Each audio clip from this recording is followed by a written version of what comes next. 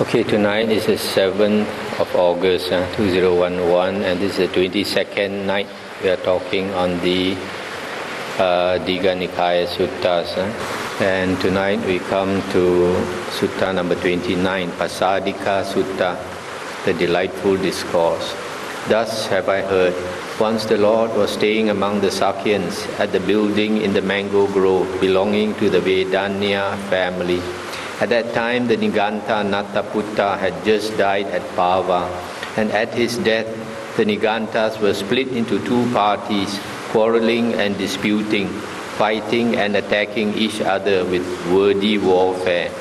You don't understand this doctrine and discipline, or Dhammavinaya. I do.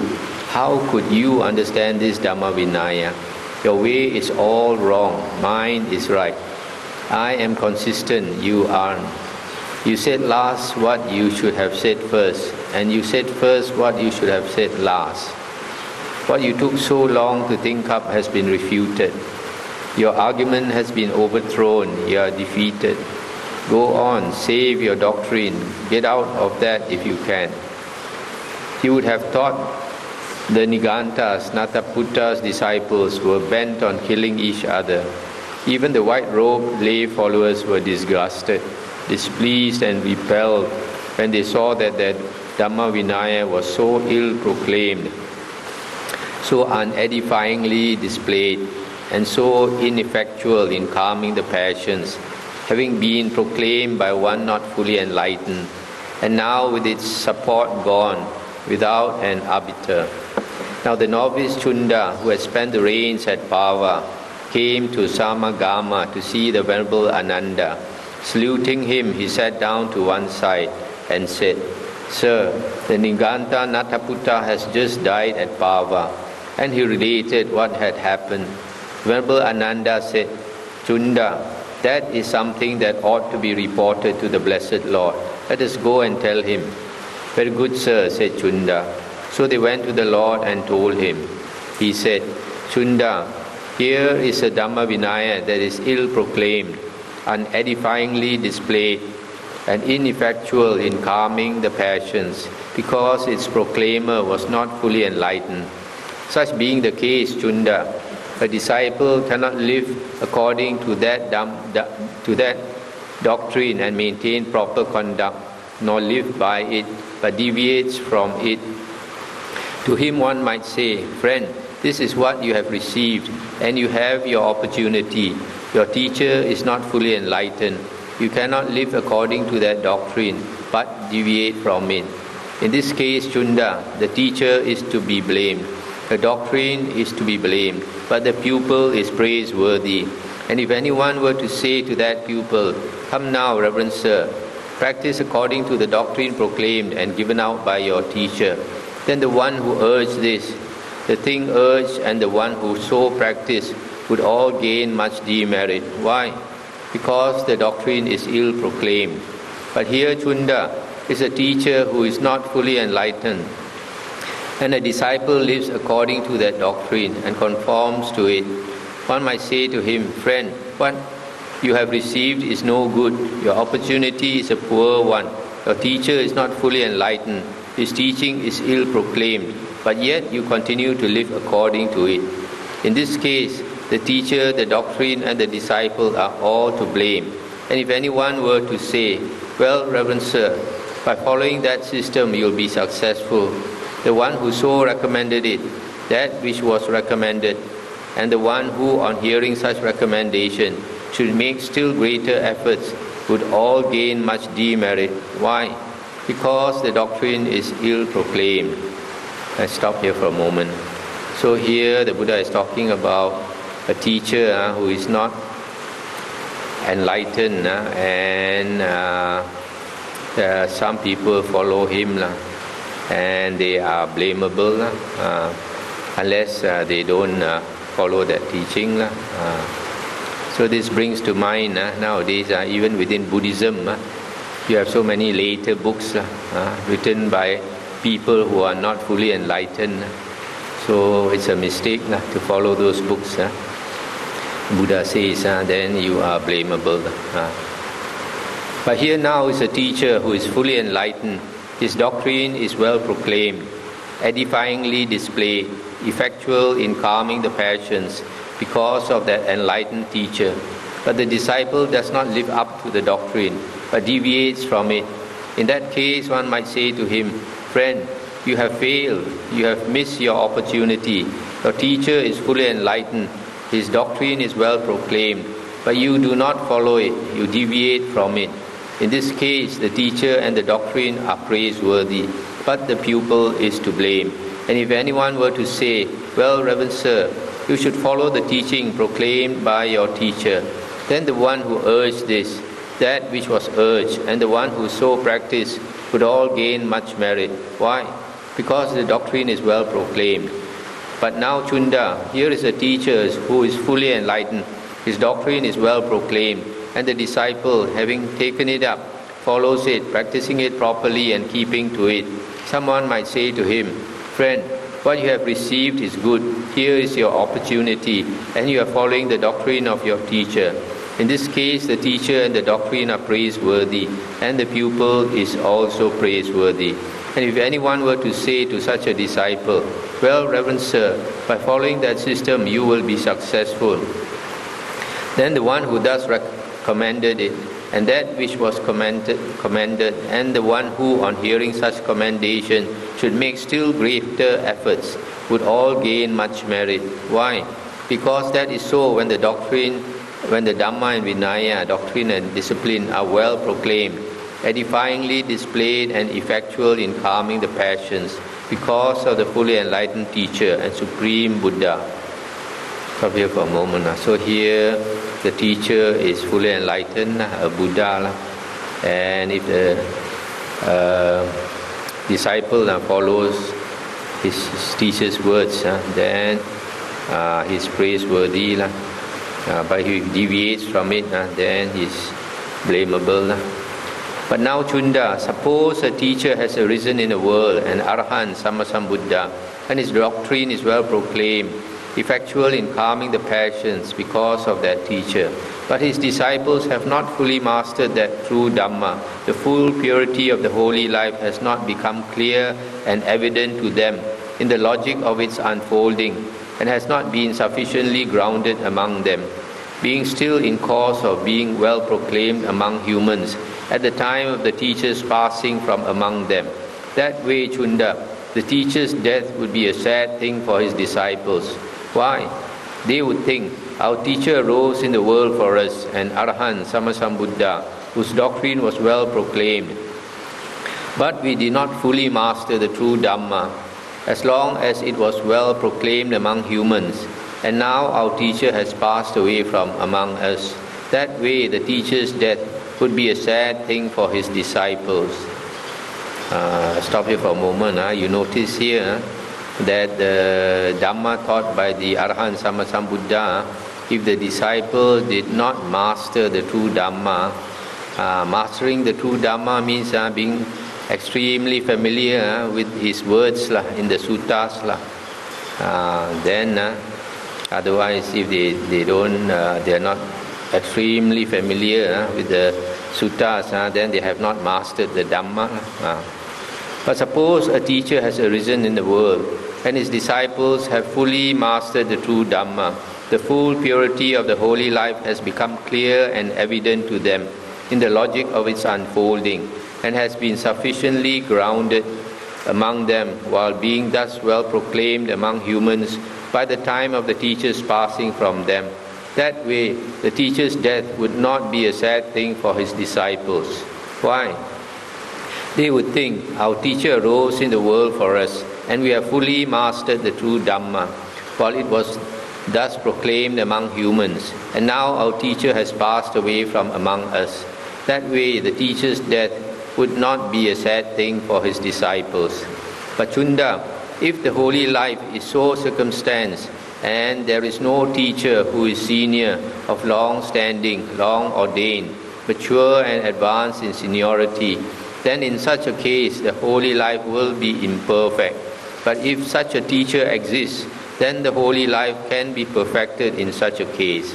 If in such a case there is such a senior teacher, But if there are no senior disciples among the monks who are experienced, trained, skilled, who have attained peace from bondage, who are able to proclaim the true Dhamma, able to refute any opposing doctrines that may arise by means of the true Dhamma, and having done so, give a rounded exposition of Dhamma, then the holy life is not perfected. In such cases, if there are such senior teachers and such senior disciples, but there are no monks of middle standing with these qualities, or, despite the presence of these, no junior monks with these qualities, or no senior disciples among the nuns, or no middle ranking or junior nuns, or no white robe lay followers, male or female, celibate or otherwise, or if the teaching does not prosper and flourish, is not widespread, widely known, proclaimed far and wide, or even if these conditions are fulfilled, has not gained the first place in public support, then the holy life is not perfected. If, however, all these conditions are fulfilled, then the holy life is perfected. But Chunda, I have now arisen in the world as an Arahant Sammasambuddha. The Dhamma is well proclaimed. My disciples are proficient in the true Dhamma. The full purity of the holy life has become clear and evident to them in the logic of its unfolding. But now I am an aged teacher of long standing, who went forth a long time ago, and my life is coming to its close. However, there are senior teachers among the monks who are experienced, trained, skilled, who have attained peace from bondage, able to proclaim the true Dhamma, able to refute by means of the Dhamma any opposing doctrines that may arise, and having done so, give a grounded exposition of Dhamma. And there are middle-ranking monks who are disciplined and experienced. There are novices who are disciples. There are senior, middle-ranking and novice monks, nuns, and novice nuns who are disciples. There are white-robed lay followers, male and female, celibate and non-celibate. And the holy life I proclaim prospers and flourishes, is widespread, widely known, proclaimed far and wide, well proclaimed among humans. Among all the teachers now existing in the world, Chunda, I see none who has attained to such a position of fame and following as I have. Of all of all the orders and groups in the world, I see none as famous and well followed as my Sangha of monks. If anyone were to refer to any holy way of life as being fully successful and perfect, with nothing lacking and nothing superfluous, well proclaimed in the perfection of its purity, it is this holy life they would be describing. It was Uddaka Ramaputta who used to say, he sees but does not see. I stop here for a moment. So here the Buddha is saying that his sasana, the religion is perfect because the teacher is enlightened, the disciples fully understand his teaching, and he has senior disciples who can teach what he has taught, and there are middle ranking disciples and junior disciples and lay followers, all who know his teaching well, and his teaching is widespread, widely known, and all that. That's why he says it is perfect. It was Uddaka Ramaputta who used to say, he sees but does not see. What is it that seeing one does not see? You can see the blade of a well-sharpened razor, but not its edge. That is what he meant by saying, he sees but does not see. He spoke in reference to a low, vulgar, worldly, ignoble thing of no spiritual significance, a mere razor. But if one were to use that expression properly, he sees but does not see, it would be like this.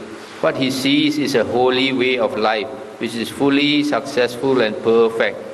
with nothing lacking and nothing superfluous, well proclaimed in the perfection of its purity.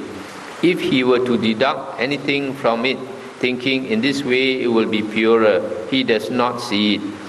And if he were to add anything to it, thinking in this way it will be more complete, then he does not see it. That is the meaning of the saying, he sees but does not see. Therefore, Chunda, if anyone were to refer to any holy way of life as being fully successful and perfect, it is this holy life they would be describing. I stop here for a moment. This is an extremely important paragraph the Buddha is saying here. The Buddha first, he says his holy way of life is perfect. Secondly, there is nothing lacking, nothing superfluous. In other words, it is complete. Complete. Hoàn chuẩn, hoàn moi. Perfect is hoàn moi, isn't it? In Hokkien. Complete is hoàn chuẩn. And then utterly pure, perfection of its purity. So there are three characteristics of the Buddha's teaching. One is it is perfect, the other one it is complete, the third one it is utterly pure. So the Buddha says, if anybody thinks he wants to deduct anything from the Buddha's words, he does not understand, he does not see it, that means not see the Dhamma, does not understand the Dhamma. And he wants to add anything to the Buddha's words, thinking it will be more complete, then also he does not see the Dhamma, he does not understand the Dhamma. Which means that those later monks who added to the Buddha's words, wrote the later suttas and they wrote the later books like the commentaries and the Abhidhamma and all that, Visuddhimagga and all that, according to the Buddha, they don't understand the Dhamma, because if they understand the Dhamma, then they will know that the Buddha's words are perfect and complete and utterly pure. You don't need to add to his words. What he has said is already enough. Why must you add to his words? Even things like about meditation, what the Buddha has explained is complete, perfect, and you don't need to add to his words about meditation also. Because the certain things like the Buddha didn't say, it's purposely because he didn't say, not that he doesn't know how to say it. Purposely doesn't say certain things because why?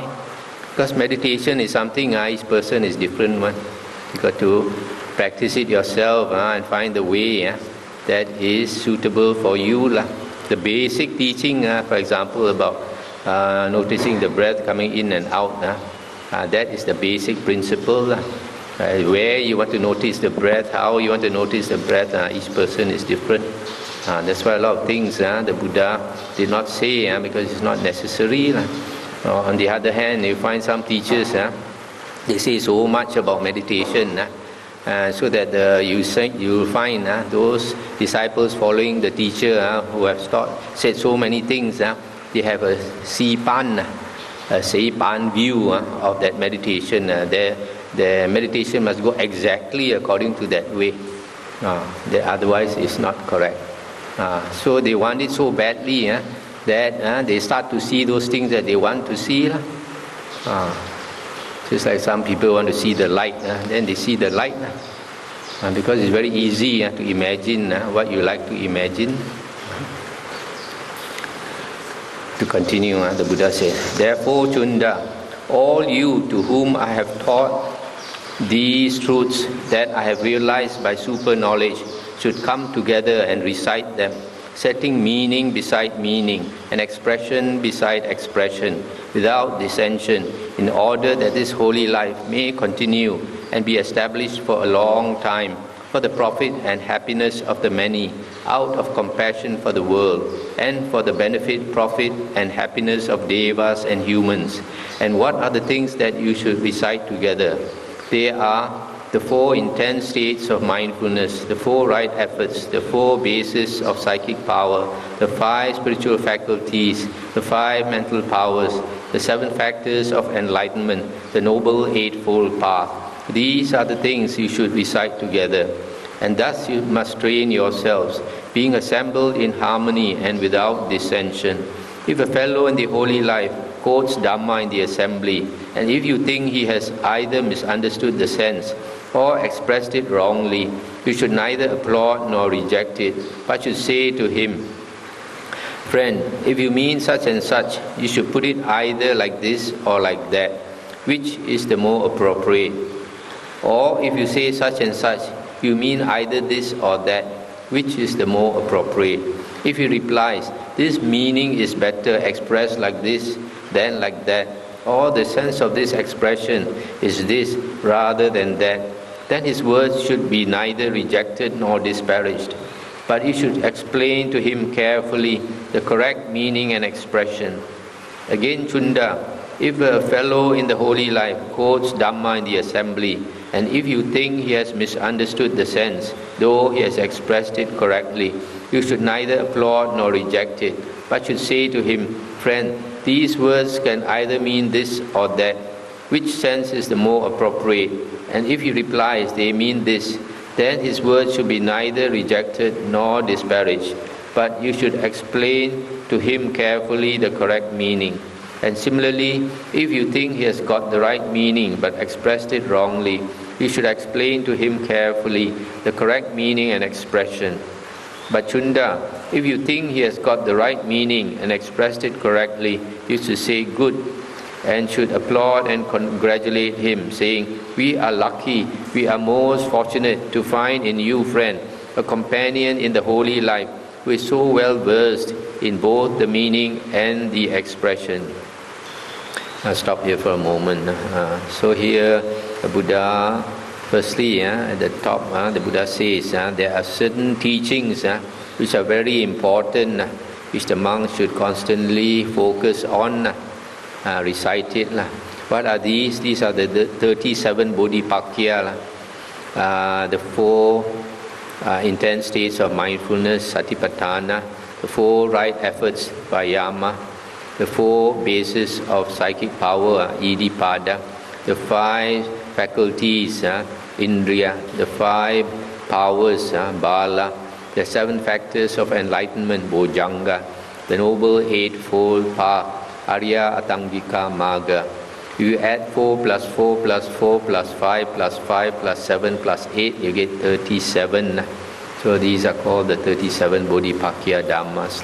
When you practice these 37 Bodhipakya Dhammas and perfect them, then you have perfected the Noble Eightfold Path also. After that, the Buddha says that if some monk teaches the Dhamma and the meaning is not so clear, then it should be discussed and made clearer. Chunda, I do not teach a Dhamma for restraining the asavas that arise in the present life alone. I do not teach a Dhamma merely for their destruction in future lives, but one for their restraining in this life as well as for their destruction in future lives. Accordingly, Chunda, let the robe I have allowed you be simply for warding off the cold, for warding off the heat, for warding off the touch of gadfly, mosquito, wind, sun and creeping things, just so as to protect your modesty. Let the alms food I have allowed you be just enough for the support and sustenance of the body, for keeping it unimpaired, for the furtherance of the holy life, with the thought, thus I shall eliminate the former feeling without giving rise to a new one. In that way I shall live without fault and in comfort. Let the lodging I have allowed you be simply for warding off the cold, for warding off the heat, for warding off the touch of gadfly, mosquito, wind, sun and creeping things, just for allaying the perils of the seasons and for the enjoyment of seclusion. Let the provision of medicines and necessities for the treatment of sickness that I have allowed you be just for warding off feelings of sickness that have arisen and for the maintenance of health. Stop here for a moment. So here the Buddha says his teaching is for the restraining or destruction of the asavas, the uncontrolled mental outflows, not only this life but future lives as well.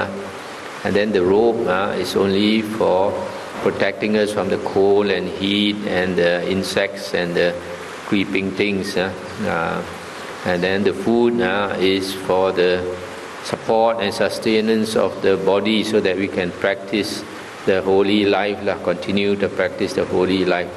Thus I shall eliminate the former feeling. The former feeling should refer to the feeling of hunger. When we eat the food, we eliminate the hunger without giving rise to a new one, without giving rise to greed for good food. Then that way I shall live without fault, blameless and in comfort. So the lodging also is for protecting us from the cold, the heat, insects and the sun and wind, and for seclusion. And then the medicines and all that for warding off sickness. It may be, Chunda, that wanderers of other sects might say the ascetics who follow the Sakyan are addicted to a life of devotion to pleasure. If so, they should be asked, what kind of a life of devotion to pleasure, friend? For such a life can take many forms. There are, Chunda, 4 kinds of life devoted to pleasure, which are low, vulgar, worldly, ignoble, and not conducive to welfare, not leading to disenchantment, to dispassion, to cessation, to tranquility, to realization, to enlightenment, to nibbana. What are they? Firstly, a foolish person takes pleasure and delight in killing living beings. Secondly, someone takes pleasure and delight in taking what is not given. Thirdly, someone takes pleasure and delight in telling lies. Fourthly, someone gives himself up to the indulgence in and enjoyment of the pleasures of the 5 senses. These are the 4 kinds of life devoted to pleasure, which are low, vulgar, not leading to disenchantment, to enlightenment, to nibbana. And it may be that those of other sects might say, are the followers of the Sakyan given to these 4 forms of pleasure seeking? They should be told, no, for they would not be speaking correctly about you. They would be slandering you with false and untrue statements. There are, Chunda, these 4 kinds of life devoted to pleasure, which are entirely conducive to disenchantment, to dispassion, to cessation, to tranquility, to realization, to enlightenment, to nibbana. What are they? Firstly, a monk, detached from all sense desires, detached from unwholesome mental states, enters and remains in the first jhana, which is with thinking, which is with thought directed and sustained, born of detachment, filled with delight and happiness, and with the subsiding of thought directed and sustained, by gaining inner tranquility and oneness of mind, he enters and remains in the second jhana, which is without thought directed and sustained, born of concentration, filled with delight and happiness. Again, with the fading of delight, remaining imperturbable, mindful and clearly aware, he experiences in himself that joy of which the noble ones say, happy is he who dwells with equanimity and mindfulness. He enters and remains in the third jhana. Again, having given up pleasure and pain, and with the disappearance of former gladness and sadness, he enters and remains in the fourth jhana, which is beyond pleasure and pain, and with utter purity of equanimity and mindfulness. There are these are the 4 kinds of life devoted to pleasure, which are entirely conducive to disenchantment, to dispassion, to cessation, to tranquility, to realization, to enlightenment, to nibbana. So if wanderers from other sects should say that the followers of the Sakyan are addicted to these 4 forms of pleasure seeking, they should be told, yes, for they would be speaking correctly about you. They would not be slandering you with false or untrue statements. Then such wanderers might ask, well then, those who are given to these 4 forms of pleasure seeking, how many fruits, how many benefits can they expect? And you should reply, They can expect 4 fruits, 4 benefits. What are they? The first is when a monk, by the destruction of 3 fetters, has become a stream winner, Sotapanna, no more subject to rebirth in lower worlds, firmly established, destined for full enlightenment. The second is when a monk, by the complete destruction of 3 fetters and the reduction of greed, hatred and delusion, has become a once returner, Sakadagamin, and having returned once more to this world, will put an end to suffering. The third is when a monk, by the complete destruction of the 5 lower fetters, has been spontaneously reborn, and there will reach Nibbana without returning from that world. That's the Anagamin. The fourth is when a monk, by the destruction of the asavas in this very life, has by his own knowledge and realization attained to arahantship, to the liberation by mind and liberation by wisdom.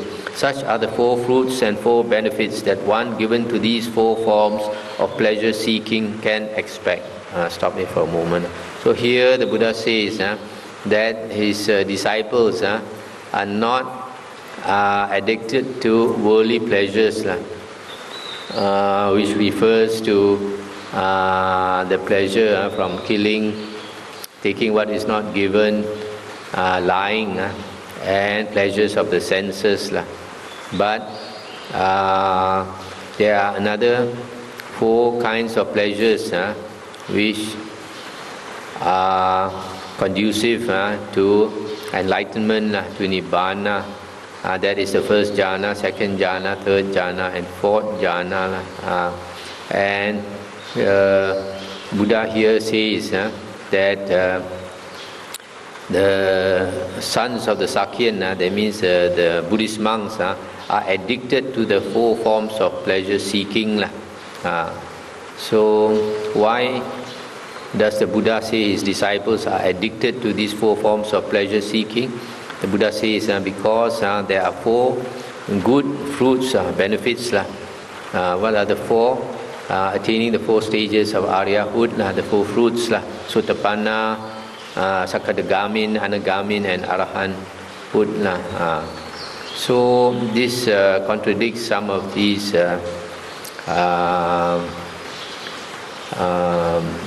monks who teach that jhana is not good, jhana is not beneficial, there is no mindfulness in jhana.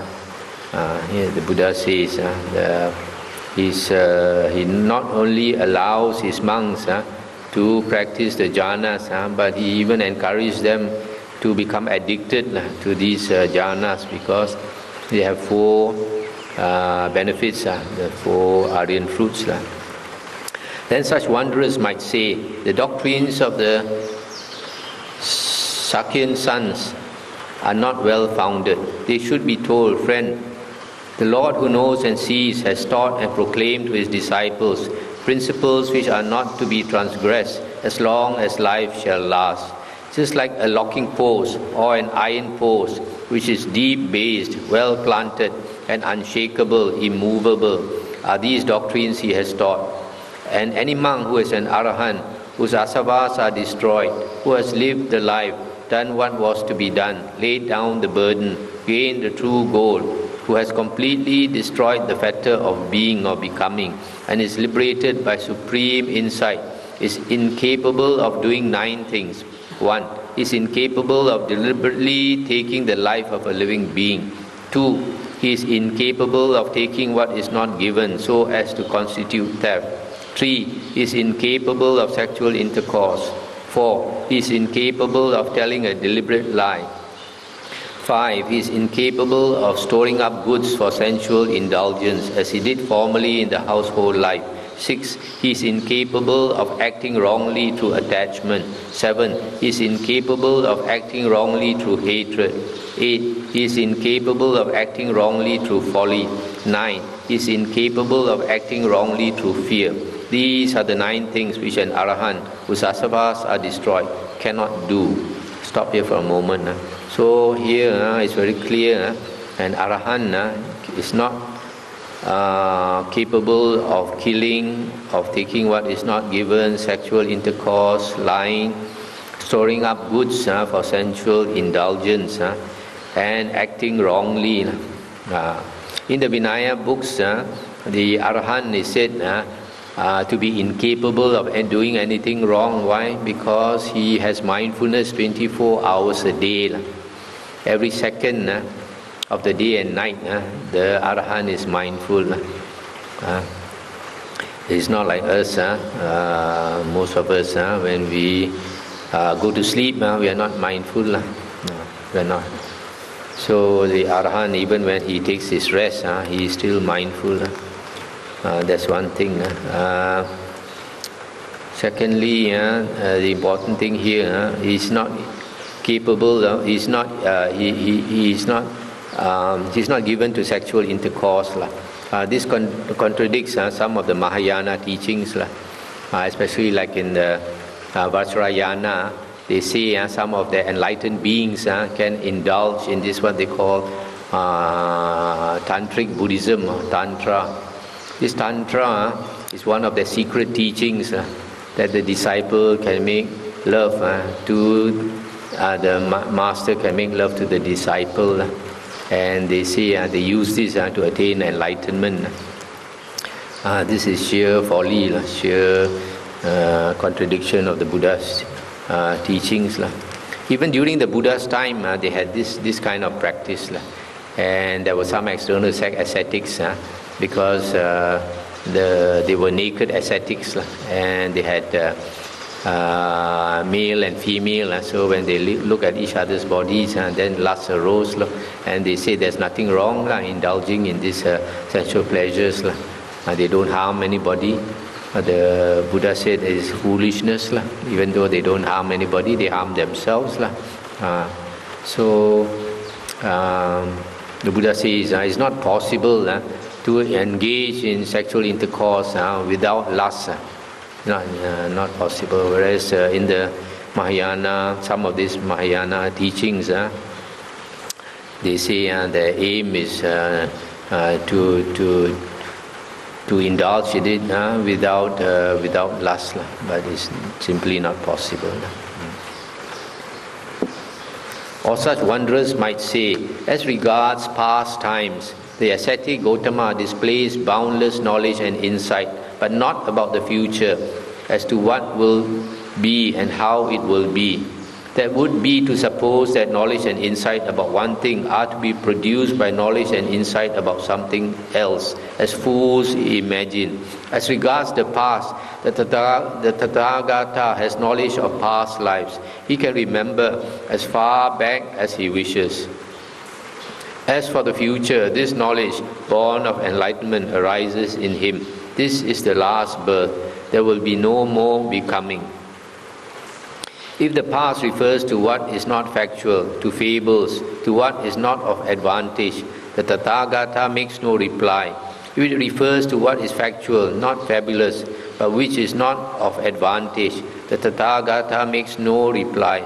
But if the past refers to what is factual, not fabulous, and which is of advantage, then the Tathagata knows the right time to reply. The same applies to the future and the present. Therefore, Chunda, the Tathagata is called the one who declares the time, the fact, the advantage, the Dhamma and the Vinaya. That is why he is called Tathagata. Stop here for a moment. So here you see, the Buddha says he can recall the past lives as far back as he wishes. In other words, there's no limit. And then if you ask him about the past, even if it's something that is not factual, he won't answer. And if it's not, if it is factual, but it's not advantageous, also he won't answer.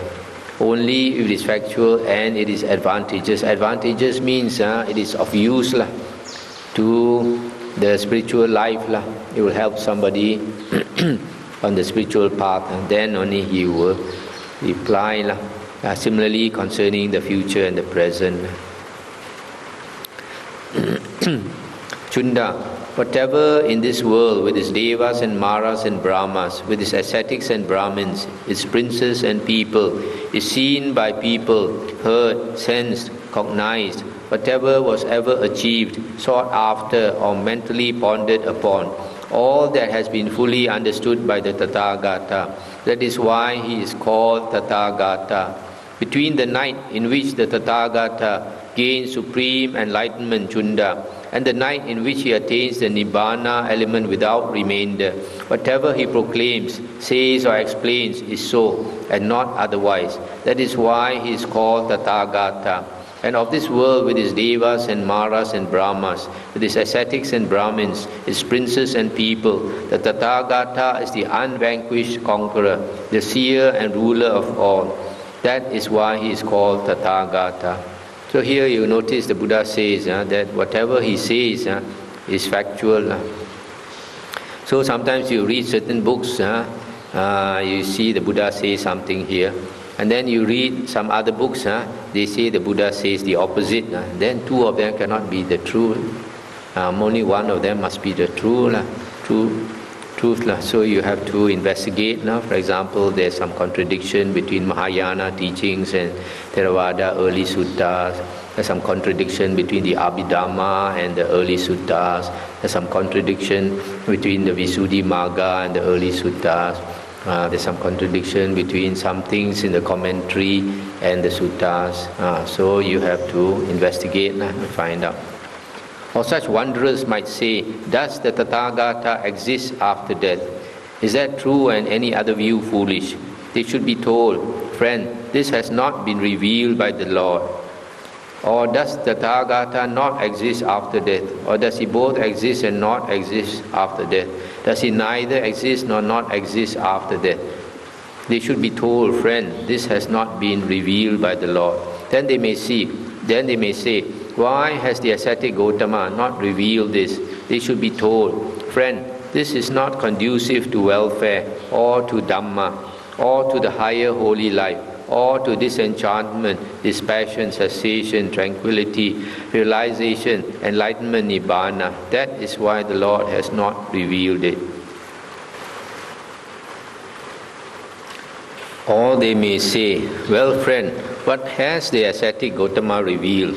They should be told, this is suffering, has been declared by the Lord. This is the arising of suffering. This is the cessation of suffering.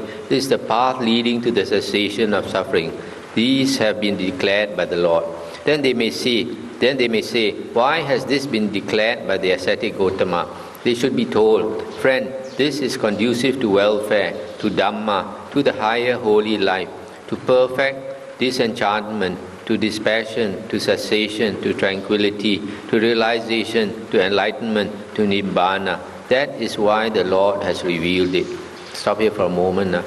So if people ask the Buddha certain things that do not pertain to the Dhamma, does not help us to end suffering, the Buddha will keep quiet. He won't answer. Only if it has something to do with the Dhamma, with the Four Noble Truths, the ending of the round of rebirths, then the Buddha will answer.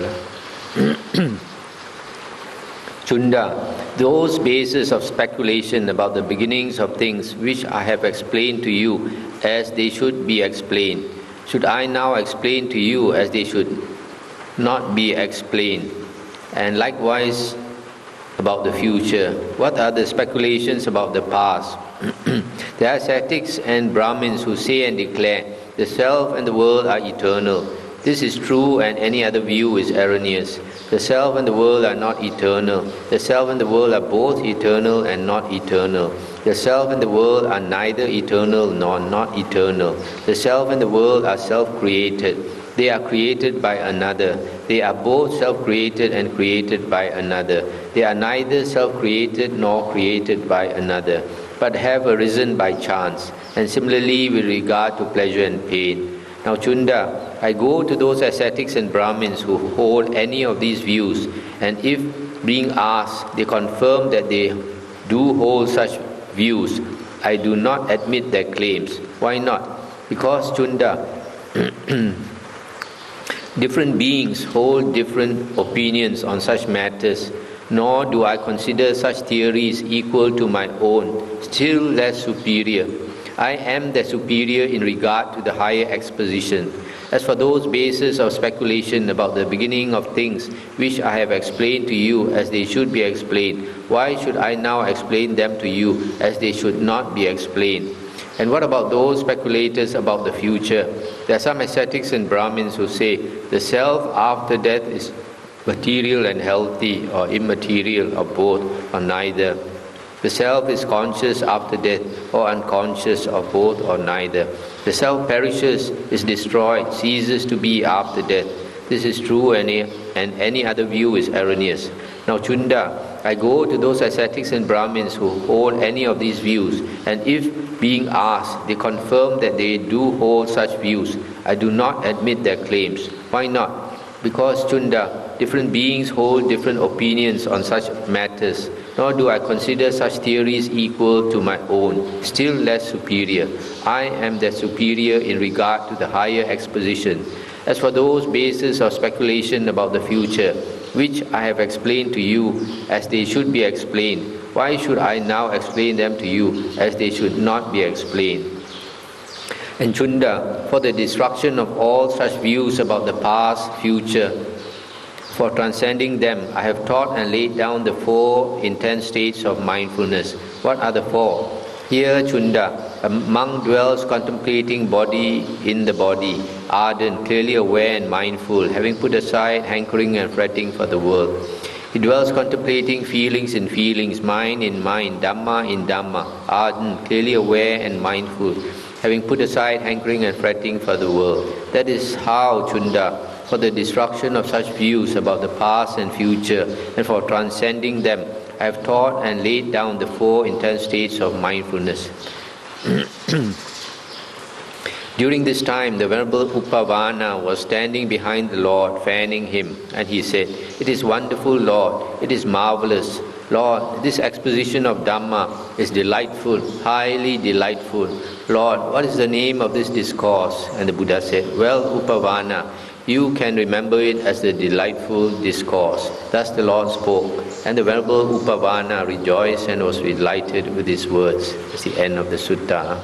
You see this last part, the Buddha says, to transcend all the views about the past, present and the future, he has taught the 4 intense states of mindfulness. Why?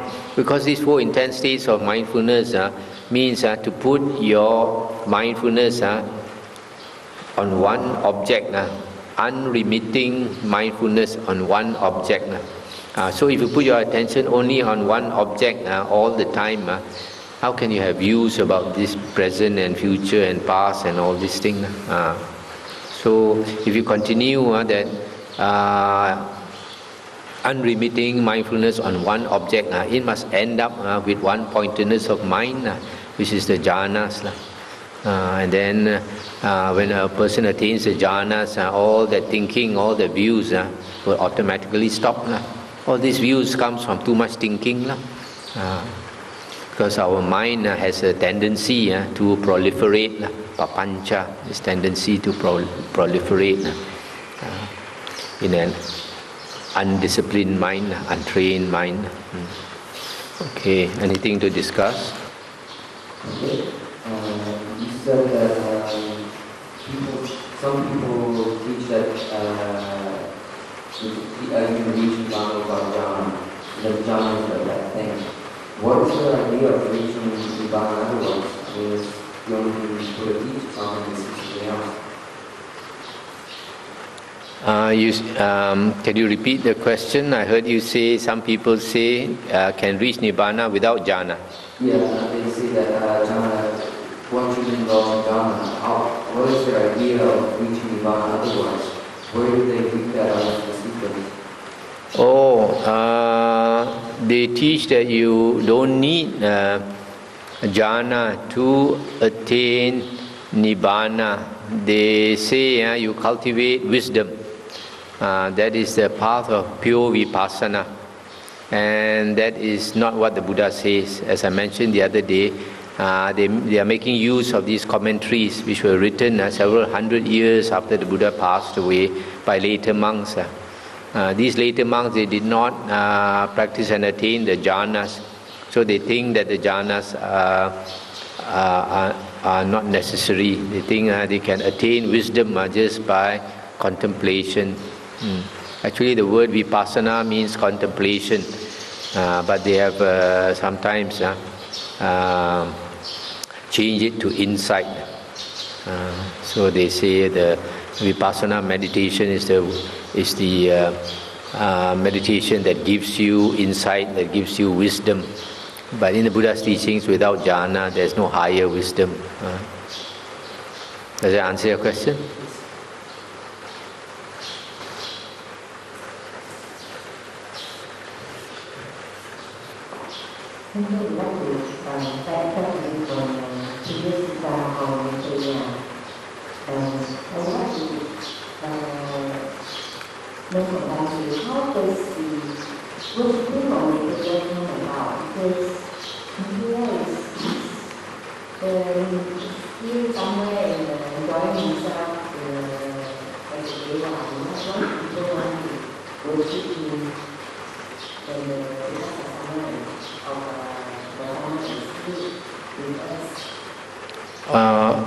Want to worship who?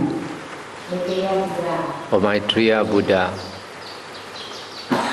I think this is sheer foolishness lah. It's just like some people talk about the Pure Land. They want to be reborn in the Pure Land to be with the Amitabha Buddha. So there are some people want to be with Amitabha Buddha, some people want to be with Maitreya Buddha. But if they are really Buddhas and you are reborn either with Amitabha Buddha or Maitreya Buddha, the teaching that you are going to get is exactly what our Sakyamuni Buddha is teaching. So there is no point, it's just sheer foolishness, using the mind too much. Because of proliferation of mind, and they start thinking good to be born with that Buddha and this Buddha and all that.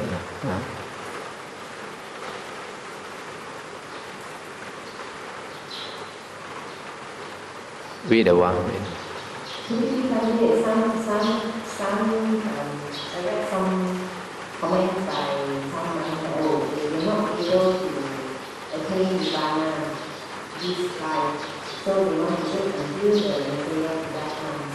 Then they want to making aspiration of how to be able to be born in the Sakama of material life.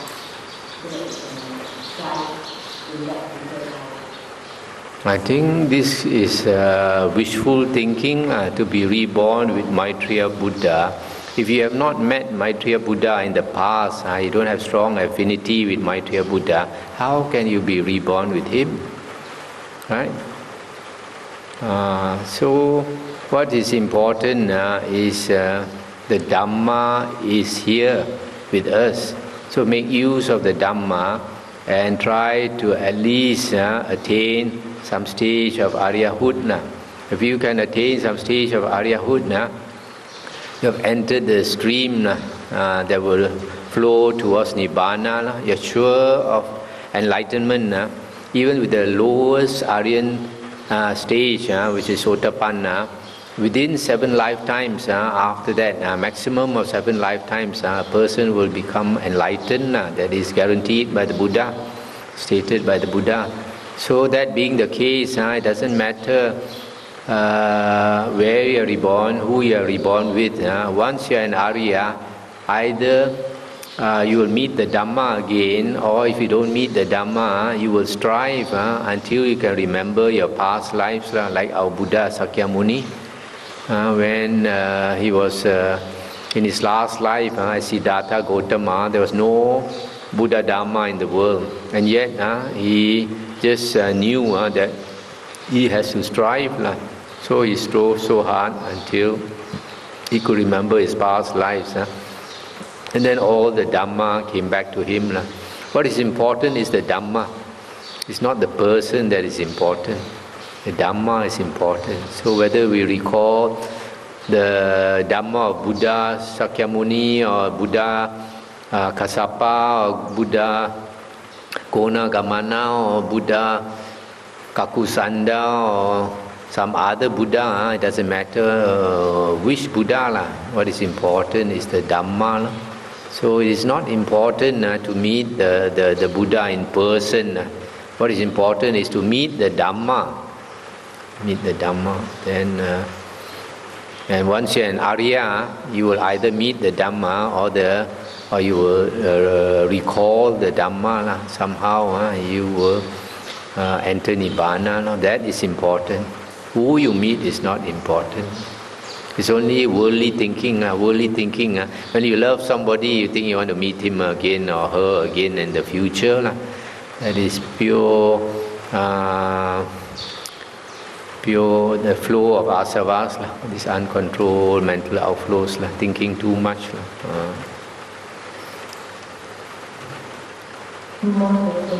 How do we sustain our energy described as the sustain what?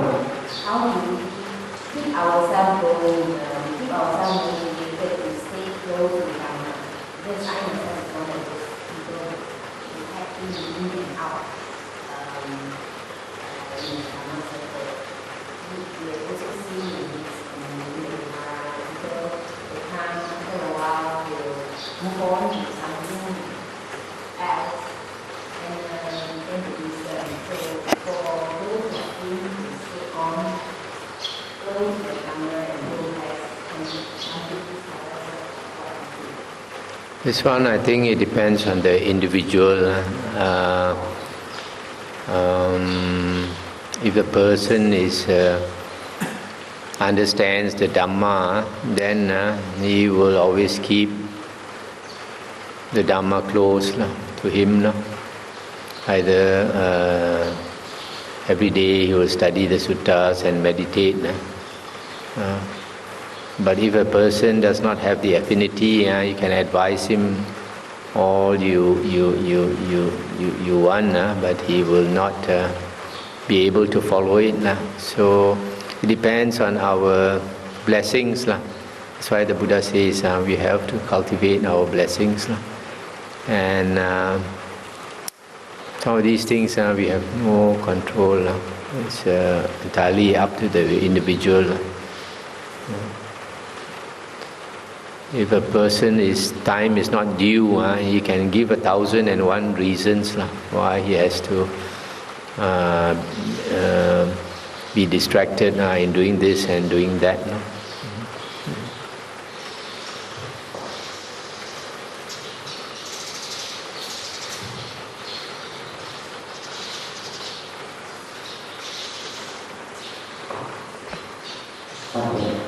In this sutta, the Buddha plays much about the jhana, and some people nowadays, even though they do not completely reject jhana as an important factor, but they say that we should be aware of the jhana because it can lead to the continual existence of one of the Dhammavuddho dhamma, which is formless attachment to formless.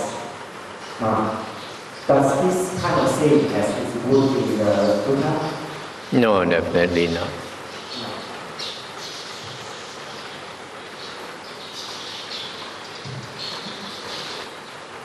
Okay, shall we end here?